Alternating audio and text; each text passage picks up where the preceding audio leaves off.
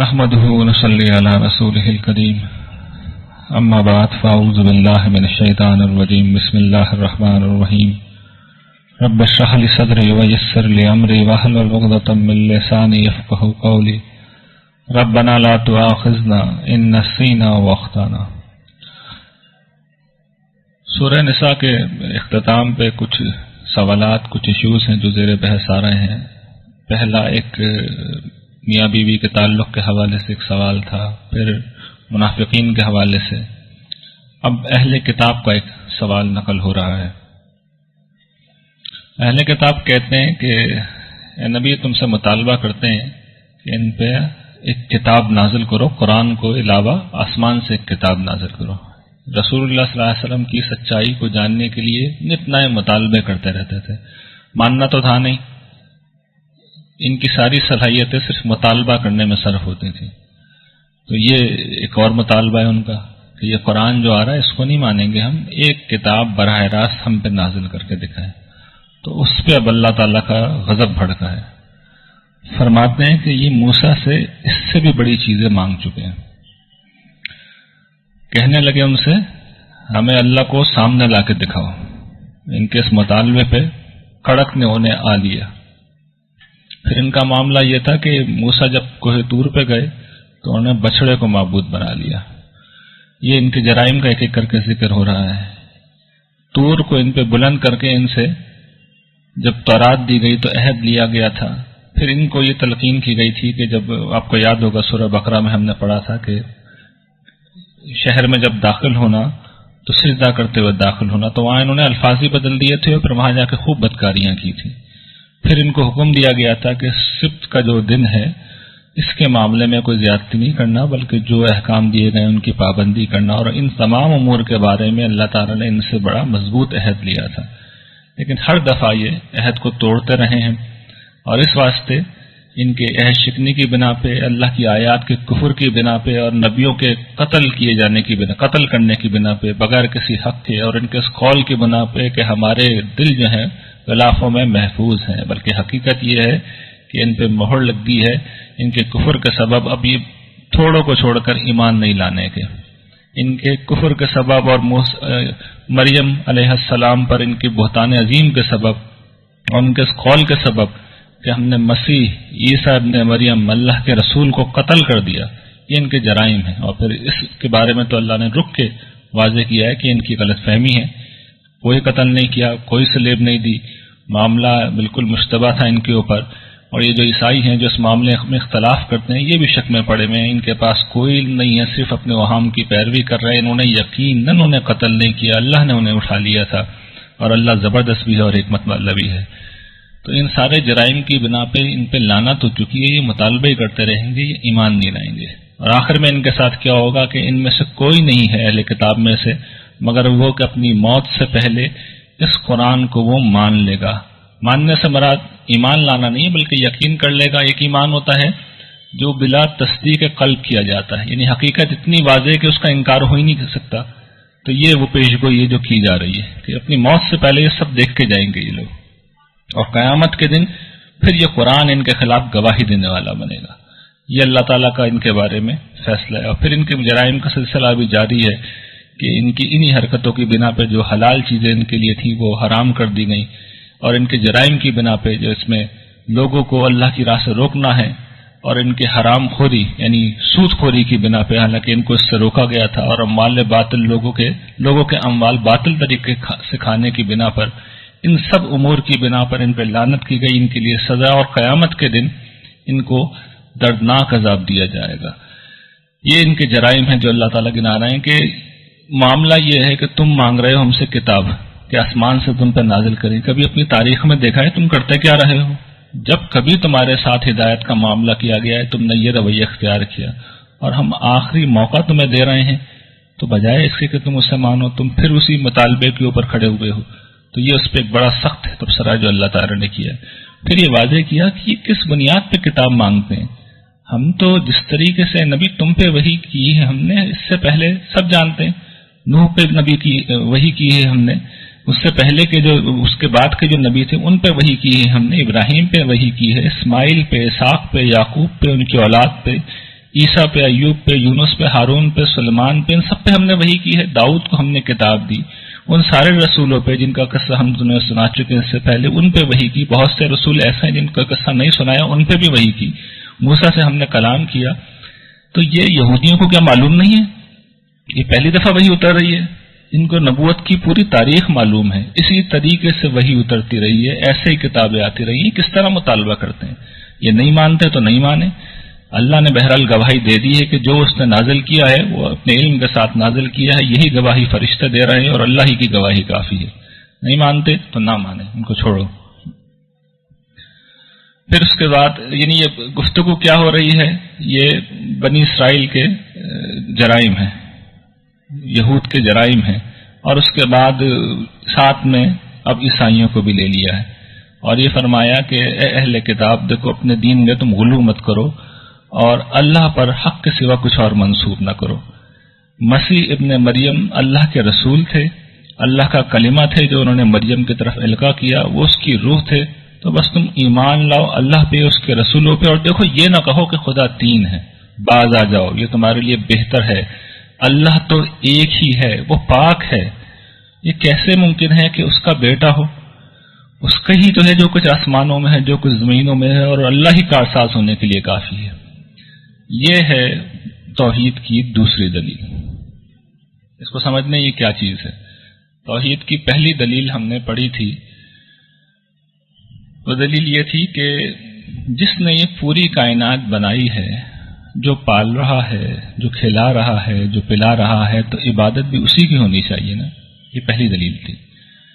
اب دوسری دلیل قرآن یہ دے رہا ہے اور یہ بہت ریپیٹ ہوگی کہ پروردگار ہے کون؟ وہ مالک مطلق ہے، قادر مطلق ہے، کسی کا محتاج نہیں، کسی کا ضرورت مند نہیں.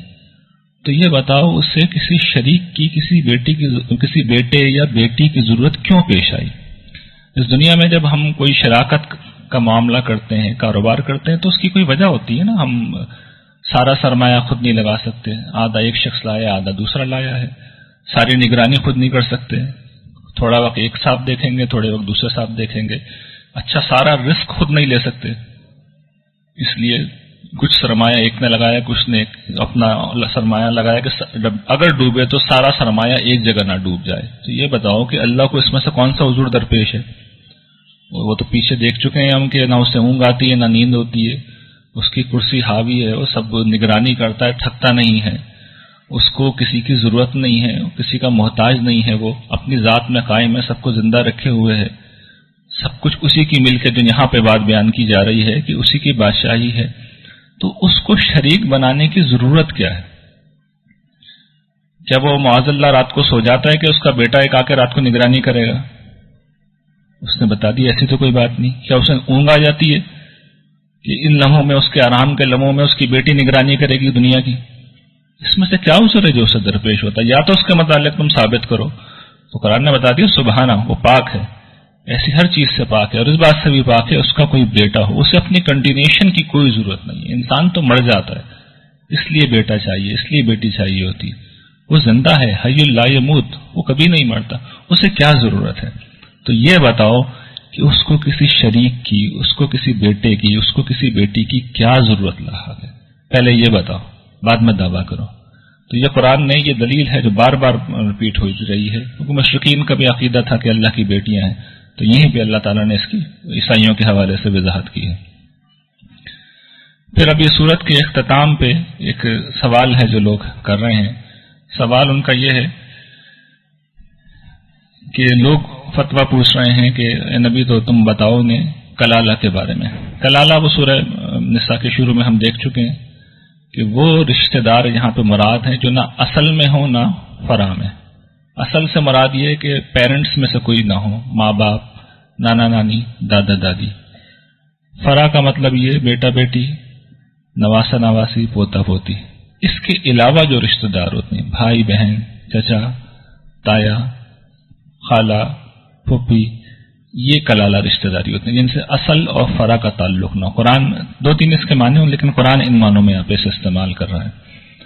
تو وہ سوال یہ کر رہے ہیں، یہ حکم پیچھے دیا جا چکا تھا سورہ نساء میں اجمالی طور پہ کہ اگر کوئی شخص مرتا ہے اور اس کے ہاں اولاد نہ ہو تو پھر جو بھائی بہن ہیں وہ اولاد کو ریپلیس کر دیتے ہیں وراثت میں. تو اب یہ اس کو واضح کیا جا رہا ہے کہ اگر کوئی شخص انتقال کر جاتا ہے اور اس کے یہاں اولاد نہ ہو اور اس کی اگر ایک بہن ہے تو اس بہن کو آدھا ترکے میں سے آدھا حصہ ملے گا. اور اگر وہ اپنی بہن کا وارث ہو رہا ہو اور بہن کی یہاں کوئی اولاد نہیں ہے تو پھر اس کے لیے یعنی یہ بات کہی جا رہی ہے وہ کل کا کل اس ترکے کا وارث ہوگا. اگر وہی اپنی بہن کا وارث ہے، ایک ہی بھائی ہے، تو کل کا کل ترکے کا وارث ہوگا اگر بہن کے ہاں کوئی اولاد نہیں. اگر مرنے والا آدمی اس طرح مر رہا ہے کہ کوئی اولاد نہیں ہے اور صرف 2 بہنیں ہیں تو پھر ان کے لیے 2/3 ہے. آپ کو یاد ہوگا بیٹیوں میں بھی یہ قانون تھا کہ بیٹی اگر ایک ہے تو آدھا ملے گا، 2 یا 2 سے زیادہ بیٹیاں ہیں تو ان کو 2/3 ملے گا.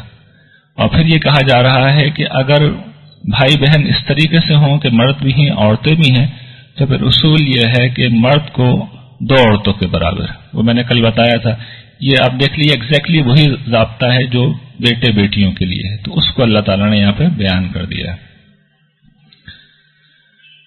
اب یہ سورہ مائدہ شروع ہو رہی ہے، سورہ نساء کے ساتھ کی یہ صورت ہے، اور اس میں بتایا گیا ہے کہ امت مسلمہ پر اللہ تعالیٰ اپنی نعمت پوری کر چکے ہیں اور یعنی شریعت دے کے، ہدایت دے کے، اس کی تکمیل کر کے، اور ان کے ساتھ آخری مرتبہ انسانیت کے ساتھ آخری مرتبہ وہ کلام بھی کر رہے ہیں اور وفاداری کا عہد لے رہے ہیں. تو یہ اس لیے اہمیت ہے کہ آخری دفعہ آسمان نے جب زمین سے کلام کیا ہے تو اس طریقے سے وفاداری کا عہد لیا ہے. اس کی تفصیل کرتی ہے. اس کا پہلا حصہ آیت 1 سے 40 تک ہے، اس میں بتایا گیا ہے کہ شریعت کی تکمیل ہو گئی، تسہیل ہو گئی، یعنی آسان کر دی گئی ہے، آخری میثاق لیا جا رہا ہے. اور اس سے پہلے جن امتوں سے میثاق لیا گیا تھا جب انہوں نے اس عہد و میثاق کو توڑا تو ان کے ساتھ کیا ہوا، یعنی اگر تم توڑو گے تو تمہارے ساتھ بھی یہی کچھ ہوگا، اور ہو رہا ہے. یعنی یہ تو کوئی اس کے لیے تو ادھر آدمی آنکھیں کھولے تو نظر آ جائے گا اسے. اس صورت کا آغاز یہیں سے ہو رہا ہے، اہل ایمان اللہ کے ساتھ جو عہد و پیمان تم نے کیا ان کو پورے کرو. یعنی یہ کون سے عہد و پیمان مراد ہیں؟ خاص طور پر جو شریعت کے ضمن میں وہ جو ہے نا سمعنا و اطعنا، جو شریعت کا حکم ہے. اگر ہم اپنے آپ کو مسلمان کہتے ہیں تو ہم اگر مسلمان کہتے ہیں تو ہم ایک عہد میں بندھے ہوئے ہیں، اور اس عہد کے تحت ہم سے یہ تقاضا ہے کہ ہم وفاداری کریں.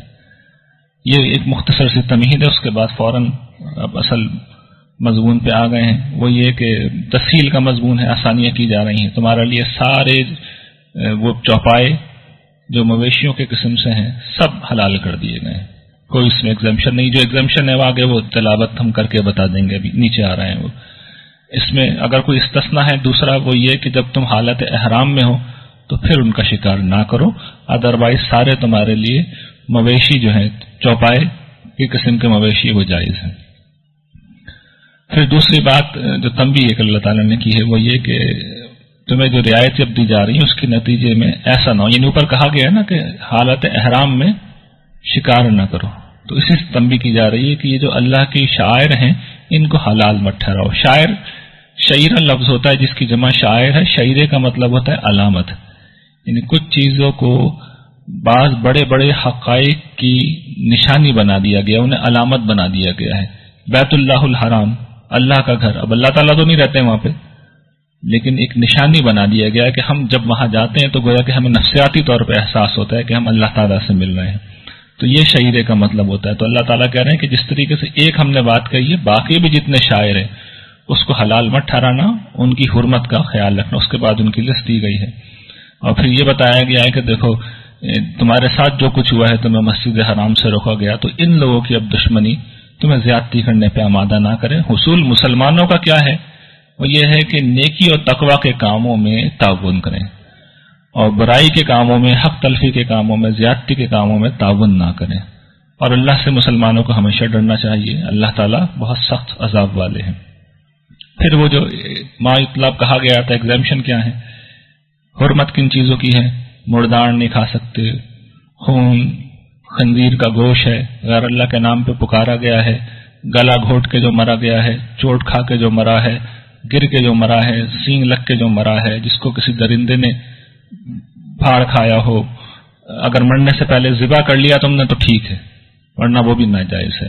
کسی استھان پہ کوئی جانور ذبح ہوا ہو وہ بھی ناجائز ہے، اس کا گوشت اگر تم جوئے کے تیروں سے تقسیم کرو یہ بھی ناجائز ہے۔ یہ سب فسق کے کام ہیں۔ تو یہ کفار مایوس ہو گئے تمہارے دن سے، ان سے نہ ڈرو، مجھ سے ڈرو۔ آج میں نے تمہارے لیے تمہارے دین کو پورا کر دیا ہے اور تم پہ اپنی نعمت تمام کر دی ہے، اور اسلام کو بحیثیت دین تمہارے لیے پسند کر لیا ہے۔ تو یہ اللہ تعالیٰ نے بات بیان کر دی ہے۔ باقی انہوں نے رعایت دے دی، کوئی شخص اگر مجبور ہو جائے اور گناہ کی طرف مائل نہ ہو، بھوک کے ہاتھوں، تو پھر وہ ان میں سے کوئی چیز کھا لے، اس کی تو اللہ تعالیٰ نے رعایت ہمیشہ سے دی ہے۔ پھر ایک سوال یہ پیدا ہو رہا تھا کہ وہ جو درندے پھاڑ کھا کے کھاتے ہیں اس کو ناجائز قرار دیا، تو یہ جو ہمارے شکاری جانور ہیں جن سے ہم شکار کرتے ہیں وہ بھی تو یہی کرتے ہیں، تو اس کے بارے میں حکم دیا جا رہا ہے کہ طیبات ساری حلال ہیں، اور ان جانوروں کو، شکاری جانوروں کو تم اللہ کے سکھائے ہوئے علم میں سے سکھا کر اگر سدھاتے ہو تو پھر جو یہ جانور تمہارے لیے روکے رکھیں یعنی خود نہ کھائیں تو پھر تم ان کو کھا سکتے ہو۔ شرط یہ ہے کہ اللہ کا نام لے کے ان کو چھوڑا کرو اور اللہ سے ڈرو، اللہ بہت جلدی حساب لینے والا ہے۔ پھر اگلی بات، تمہارے لیے ساری پاکیزہ چیزیں حلال کر دی گئی ہیں، تمہارے لیے اہل کتاب کا کھانا، ان کا کھانا تمہارے لیے، تمہارا کھانا ان کے لیے سب جائز ہے، بشرطے کہ ان شرائط کو وہ پوری کر رہے ہوں۔ یہ نہیں کہ آپ کو دسترخوان پہ سور کا گوشت رکھ دیں اور آپ کہیں کہ جی اللہ میں نے تو زیادہ دے رکھی ہے، نہیں، ان حدود کے ساتھ کھا سکتے ہیں۔ مسلمان پاک دامن خواتین اور غیر مسلموں کی یعنی اہل کتاب کی پاک دامن خواتین، ان سے بھی شادی کرنا اللہ تعالیٰ نے اس کا جواز دے دیا۔ آپ کو یاد ہوگا مشرکین سے منع کیا تھا، تو اس میں سے ایک ایکسیپشن یہ دیا ہے کہ اہل کتاب سے کر سکتے ہیں، اور یہ واضح ہے کہ یہ اس وقت کا حکم ہے جب دین اسلام غالب تھا، اور یہ امکان تھا کہ شادی کا مطلب یہ کہ تھوڑے عرصے میں وہ خاتون مسلمان ہو جائے گی۔ معاملہ اس کے برعکس ہو تو یہ حکم نہیں رہنا چاہیے۔ پھر اگلا حکم عبادات سے متعلق ہے کہ نماز کے لیے کھڑے ہو تو اپنے چہرے کو دھو لیا کرو، اپنے ہاتھوں کو اپنی کوہنیوں تک، اپنے سر کا مسح کر لیا کرو، اپنے پیروں کو ٹخنے تک دھو لیا کرو، اگر تم ناپاک ہو تو نہا کے پاک ہو جایا کرو، اگر مریض ہو، اگر سفر میں ہو، تم میں سے کوئی شخص بیت الخلاء سے آیا ہو، تم نے عورتوں سے مباشرت کی ہو، تم نے اس وقت اگر تمہیں پانی نہ ملے تو پھر پاک جگہ تلاش کرو، اس کے پھر پاک مٹی سے تم مسح کر لو ہاتھ کا، اپنے چہرے کا، اور اللہ تعالیٰ تمہیں تنگی میں نہیں ڈالنا چاہتا، وہ تو یہ چاہتا ہے کہ تمہیں پاک کرے، اپنی نعمت تم پہ تمام کرے تاکہ تم شکر گزار بن جاؤ۔ اور یاد رکھو جو نعمت اللہ نے تم پہ کی ہے اور اس عہد کو جو تم سے اس نے باندھا ہے۔ وہ عہد کیا ہے؟ اس قل تم سمعنا واطعنا، جب تم نے کہا تھا کہ ہم نے سنا اور مان لیا، اور اللہ سے ڈرو، اللہ دلوں کے حال کو جانتا ہے۔ یہ وہ عہد ہے محترم خواتین و حضرات جو صحابہ کرام سے لیا گیا تھا، اور میں یہ کہتا ہوں کہ لوگ پوچھتے ہیں نا مسلمان کی ڈیفینیشن کیا ہے، جب تک آدمی یہ عہد نہیں باندھتا وہ اسلام کے دائرے میں آتا ہی نہیں ہے۔ مسلمان کی حقیقی ڈیفینیشن یہ ہے کہ وہ جب اللہ سے وفاداری کا عہد باندھے گا تب اس کے وہ حقوق قائم ہوں گے جس کا مسلمانوں سے وعدہ کیا گیا ہے۔ ایک آدمی نے یہ عہد باندھا ہی نہیں ہے، اسے پتہ ہی نہیں ہے دین کے مطالبات کیا ہیں، اس کا نصیب اچھا تھا یا خراب تھا، وہ مسلمانوں کے گھر میں پیدا ہو گیا، تو یہ سمجھ لیں کہ قرآن کے مطابق یہ جو نتائج نکل رہے ہیں، نتائج یہ نکل رہے ہیں کہ جتنے بھی وعدے ہیں اصل میں وہ ان لوگوں کے ساتھ ہیں جو اس جگہ پہ آ کے کھڑے ہوں۔ جس آدمی کو اتنا شعور، اتنا احساس بھی نہیں ہے کہ سمعنا واطعنا ہی وہ کہہ دے اللہ کا حکم سن کے، مجھے بتائیے کہ پھر اللہ تعالیٰ کے ہاں اس کے حقوق قائم کیسے ہوں گے؟ تو یہ بنیادی بات ہے، اور یہی وہ چیز ہے جس کی بنیاد پہ ہم بار بار توجہ دلاتے ہیں کہ دین کا لازمی علم حاصل کرنا فرض ہے، فرض ہے، فرض ہے، فرض ہے۔ یہ انسانوں کی، مسلمانوں کی بنیادی ذمہ داری ہے۔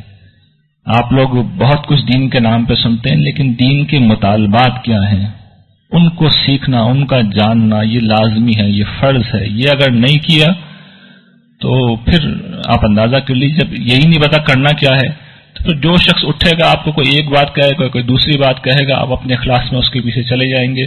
کل قیامت کے دن اللہ تعالیٰ کہیں گے میں نے تو اپنی کتاب بھی دی تھی، اپنا نبی بھی بھیجا تھا، اس کی سنت بھی موجود تھی، اس کے بعد تم اگر دوسروں کے پیچھے لگے رہے ہو تو رشتہ داری اگر میری یہودیوں کے ساتھ نہیں تھی، عیسائیوں کے ساتھ نہیں تھی تو تمہارے ساتھ بھی نہیں ہے۔ فیصلہ تو میں میرٹ پہ کروں گا. تو ہم سب کو اس مسئلے کو بہت سنجیدگی سے لینا چاہیے. دین کا علم حاصل کرنا، کیا اللہ تعالیٰ کے ہم سے مطالبات ہیں، اس کو سمجھنا چاہیے. بڑے علماء موجود ہیں، کسی کے پاس بھی چلے جائیں. طریقہ یہ کہ 2 4 5 علماء سے ذرا کاؤنٹر ویریفائی کر لیں، اس کے بعد آپ کو معلوم ہو جائے گا. اللہ کا شکر ہے اس امت میں یہ انتظام ہے کہ صحیح بات اس میں چھپی نہیں رہ سکتی، بشرطے کہ آدمی تحقیق کرنے کا ارادہ کر لے. پھر وہی بات جو پہلے کہی گئی تھی کہ تم انصاف کے قائم کرنے والے بن جاؤ، اس کو ہم بہت تفصیل سے دیکھ چکے ہیں، اور یہ بڑے بنیادی حکم ہے. اپنے گھروں میں، اپنے دفتروں میں، اپنے رشتے ناتوں میں ہمیں اس کا خیال رکھنا چاہیے کہ ہر معاملے میں انصاف کی بات کریں ہم. اور پھر یہ اللہ تعالیٰ نے بتایا ہے کہ اسی قسم کا عہد ہم نے بنی اسرائیل سے لیا تھا، ان کے اوپر 12 نقیب بھی مقرر کیے تھے، اور جب انہوں نے اس عہد کو توڑا تو اس کا انجام انہوں نے بھگتا. یہی عہد پھر نصارہ سے بھی لیا گیا تھا، جب انہوں نے بھلا دیا جس چیز سے انہیں نصیحت کی گئی تھی اس کے ایک حصے کو، تو اس کا نتیجہ بھی انہوں نے بھگت لیا، ان میں باہمی بغض و عداوت پڑ گیا. اور بنی اسرائیل اب اپنی اس روش پہ قائم ہے کہ جی ہم اللہ کے بیٹے ہیں، اس کے چہیتے ہیں، تو کہتے رہو، اصل میں یہ بتاؤ کہ تمہیں پھر اللہ عذاب کیوں دیتا ہے. اس کا معاملہ تو میرٹ پہ ہے، اور پھر اس میرٹ کا اس نے ایک واقعہ بیان کر دیا ہے کہ جب حضرت موسیٰ کے زمانے میں تمہیں جہاد کے لیے کہا گیا تھا اور سارے وعدے کیے گئے تھے، اور جب تم اس جہاد سے پیچھے ہٹے تھے تو دیکھ لو اللہ تعالیٰ نے تمہیں 40 برس کے لیے وادی طیہ کے اندر سر مارنے کے لیے چھوڑ دیا تھا. تم پہ ذمہ داری ڈالی گئی تھی، ذمہ داری پوری نہیں کی تو اس کا نتیجہ تم نے بھگت لیا. رشتہ داری ہماری نہیں ہے کسی کے ساتھ، میرٹ پہ ہم معاملہ کرتے ہیں. اور اسی طریقے سے اب یہ بتایا جا رہا ہے رسول اللہ صلی اللہ علیہ وسلم کو کہ یہ جو تمہارے ساتھ حسد کر رہے ہیں، تو حسد کا مرض پرانا ہے. آدم کے 2 بیٹوں کے معاملے میں بھی یہ ہوا تھا، جب ایک کی قربانی قبول ہوئی دوسرے کی نہیں ہوئی تو قابیل نے حابیل کو قتل کر دیا. تو آج بھی اس روش کے اوپر قائم ہے کہ تمہاری دشمنی دل میں پالے ہوئے ہیں اور حتی الامکان تمہاری مخالفت پر آمادہ ہیں. لیکن قتل انسانی جو ایک واقعہ بیان ہوا ہے اس کے پس منظر میں اللہ تعالیٰ کہتے ہیں کہ ہم نے پھر یہ حکم طے کر دیا تھا، بنی اسرائیل پہ لکھ دیا تھا، ان پہ فرض کر دیا تھا کہ اصول سمجھ لو کہ جس نے کسی انسان کو مارا بغیر اس کے کہ اس نے کسی کو مارا ہو یا زمین میں فساد پھیلایا ہو، تو گویا کہ اس نے پوری انسانیت کو مار ڈالا. اور جس نے کسی انسان کو بچایا اس نے گویا کہ پوری انسانیت کو بچا لیا. اور پھر انہی سزاؤں کے حوالے سے ایک ضابطہ جو اللہ تعالیٰ بیان کر رہے ہیں کہ جو اللہ اس کے رسول کے خلاف جنگ کریں گے، زمین میں فساد پھیلائیں گے، ان کی سزا کیا ہے، ان کو برے طریقے سے قتل کیا جائے گا، ان کو سولی پہ چڑھایا جائے گا، ان کے ہاتھ اور پاؤں مخالف سمتوں سے کاٹے جائیں گے، ان کو جلا وطن کر دیا جائے گا، اور ان کے لیے دنیا کی یہ ذلت ہے اور آخرت میں ان کے لیے عذاب علیم ہے. اور اس کے بعد یہ قرآن کی بڑی غیر معمولی آیت ہے کہ اہل ایمان اللہ سے ڈرو اور اسی کا قرب تلاش کرو. یہ محبت اور خوف کا ایک ایسا امتزاج ہے جس کا جب تک آدمی اس راستے پہ قدم نہ رکھے وہ اندازہ نہیں کر سکتا. انسان سب سے زیادہ جس ہستی سے ڈر رہا ہوتا ہے سب سے زیادہ اسی کے قرب کا وہ متلاشی ہوتا ہے، اور سب سے زیادہ اسے جس ہستی سے پانے کی امید ہوتی ہے سب سے زیادہ اسی سے چھننے کا اسے اندیشہ بھی ہوتا ہے. پروردگار کی ایسی ہستی ہوتی ہے، انسان یہ دیکھتا ہے کہ اسے جو ملا رب کی عطا سے ملا ہے، تو اس کی خواہش ہوتی ہے کہ وہ اس کا قرب حاصل کرے تاکہ قیامت میں بھی اس کی رحمتوں کو وہ پا سکے. لیکن اپنے عمل سے اسے ہمیشہ اندیشہ رہتا ہے کہ کبھی پروردگار کے کسی حکم میں کوتاہی نہ ہو گئی ہو. تو بے پناہ خوف اور بے پناہ محبت، بے پناہ قرب کی خواہش، یہی ہے وہ مطالبہ جو اللہ تعالیٰ کو اپنے بندوں سے چاہیے. اور پھر وہ کہتے ہیں اسی کے لیے تم جدوجہد کرو، اور یہی فلاح و کامیابی کا راز ہے. وآخر دعوانا الحمدللہ رب العالمین.